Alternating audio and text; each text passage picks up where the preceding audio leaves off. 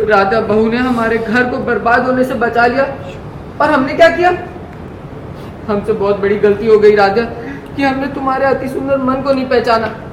हमें माफ कर दो बेटा, हमें माफ कर दो। और ये पैर छूने लगी और राधा ने रोका, दादी आप ये क्या कर रही है? दादी ने बोला तुमने प्रथम को उस मक्कार निहारिका से बचा लिया, ये उपकार हम कभी नहीं भूलेंगे। तो दादी ने राधा का हाथ पकड़ा, प्रथम का हाथ पकड़ा और एक दूसरे के हाथ में रख दिया। बोला हमारे प्रथम के लिए तुम ही सही पत्नी हो, तुमसे बेहतर कोई नहीं हो सकता। ओमकार और रजनी जी, मैं भी मानता हूँ कि तुम दोनों ने प्रथम की शादी राधा से कराकर सबसे अच्छा काम किया। देखा ओमकार जी, प्राउड फील हो रहा है अपने आप पे। राधा, क्या तुम पुलिस के सामने माँ के खिलाफ गवाही दोगी? राधा ने बोला दादी ने जो किया वो निहारिका के बहकावे में आकर किया, इसलिए हम इनके खिलाफ कोई गवाही नहीं देंगे।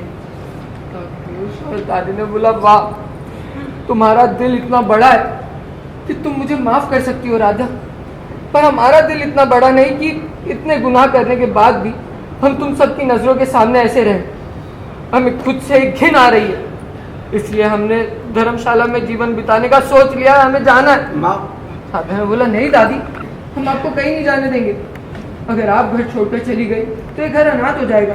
बुजुर्गों का साया घर की सबसे बड़ी जरूरत होती है, जिसके आधार पर घर के संस्कार तय होते हैं। हर रिश्ते में मर्यादा बनी रहती है, कभी कभी बड़ों से भी गलती हो जाती है, लेकिन प्रथम सर, पापा जी, अहम भैया, इन सबके अंदर जो संस्कार है उनमें कहीं ना कहीं दादी आपका ही हाथ है। इस घर के लोग अगर साथ हैं तो वो आपके दिए संस्कारों की वजह से, इसलिए हम आपको कहीं नहीं जाने देंगे। अब मैं कपड़े बदल